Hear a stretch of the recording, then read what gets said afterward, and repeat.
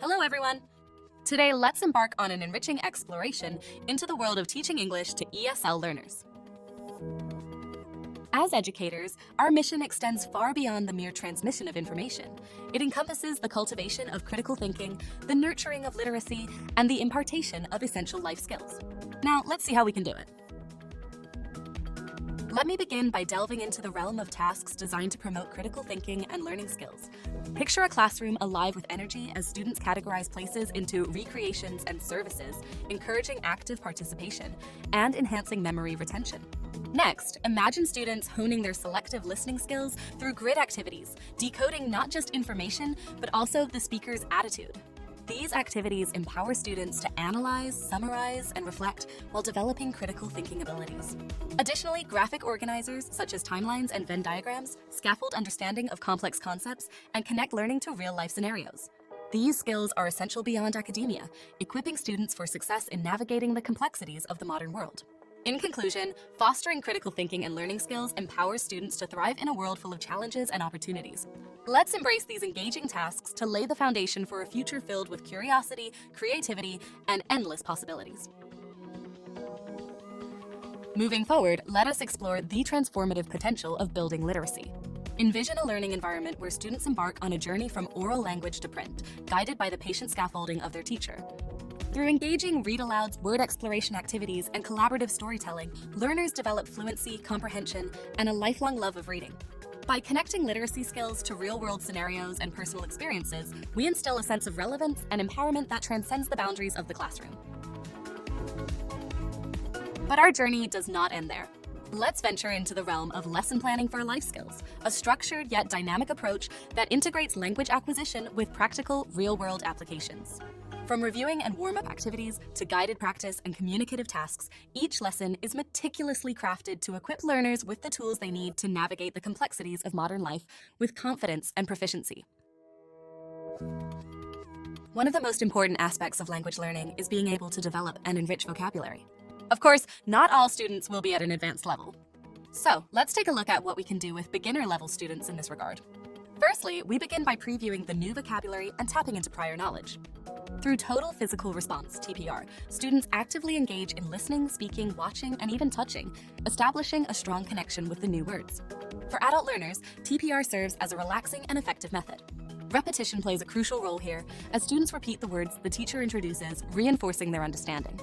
Next, we establish the context and present the target vocabulary. Using visual aids such as an image of the body projected on the board, we guide students through TPR and repetition exercises, solidifying their grasp of the words.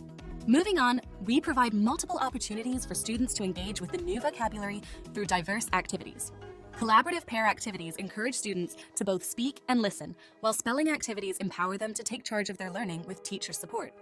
Finally, students use the new vocabulary independently and interactively. What if there is a multi-level class? Now, teaching a group of students with varying levels of proficiency can be quite a challenge, but fear not, because I'm here to guide you through it. First and foremost, we'll use a mix of techniques, repetition, visuals, verbal, and written materials to ensure that everyone's getting the information they need. We'll also throw in some questions to get you thinking critically about the material. And of course, before we move on, we'll make sure it's all sinking in. Now, we can group students with similar abilities together. This way, everyone can support each other equally, and we can spend a bit more time with those who might need a little extra help. On the other hand, we can mix things up with cross-ability grouping. This allows students of different levels to work together, with each person bringing something valuable to the table. It's a great way for lower-level learners to pick up tips from their more advanced peers. After some time in small groups, we'll bring the whole class back together. Here, we'll use different grouping strategies depending on the activity at hand. We might join the group with the lowest level of understanding to provide direct support and model the activity. And also, let's explore the art of developing listening skills with high intermediate learners. Envision learners actively engaged in authentic listening tasks, analyzing content, and engaging in meaningful discussions. Through pre-listening activities, specific listening tasks, and follow-up discussions, learners hone their comprehension skills, expand their vocabulary, and gain confidence in their ability to communicate effectively in real-life situations. Developing reading skills for intermediate/advanced learners. Free writing. Leading into today's topic, start with a free writing exercise on my role in the family, connecting previous lessons to the current topic. Pre-reading activities. The teacher checks students' prior knowledge and sets the stage for reading non-fiction texts, aiming for students to understand main points and relate them to their lives. Exploring personal experience. With the topic, students incorporate their experiences into the text, learning main points and issues. Grouped by birth order, they collaborate with one handout per group. The teacher gathers insights from each group. Making predictions about the reading. Students make predictions about the content, activating existing knowledge and preparing them for the reading task. Jigsaw reading. Part 1. The teacher explains the worksheet, making the task manageable.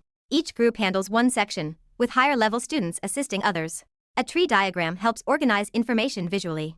Evaluating predictions. Students evaluate their predictions after reading, promoting critical thinking and discussing questions within their groups. Jigsaw reading. Part 2. Students assemble the reading pieces, using visual tools like a tree diagram to see how parts fit together and encourage information exchange. Follow-up activities. Evaluate personal traits. Students categorize and justify personal traits, enhancing analytical skills. Survey others. Students survey peers to synthesize prior knowledge with new information. The teacher engages with personal stories and humor. Conclusion. Developing reading skills involves free writing, pre-reading activities, jigsaw reading, and follow-up tasks, enhancing understanding and promoting critical thinking. Personal experiences and collaborative tasks help students thrive and advance their reading skills. Effective grouping strategies in the adult ESL classroom. Random grouping promotes diverse interactions. Suzanne uses guessing and speaking activities, while Susan uses themes like fast food chains for grouping. Intentional grouping based on ability, language, or other variables. Like ability grouping. Betsy pairs students by knowledge levels. Susan uses multicolored worksheets for ability grouping. Mixed ability grouping. Shirley mixes lower and higher level students for tasks like reordering paragraphs. Other variables. Cheryl groups students from different countries. George groups students by birth order.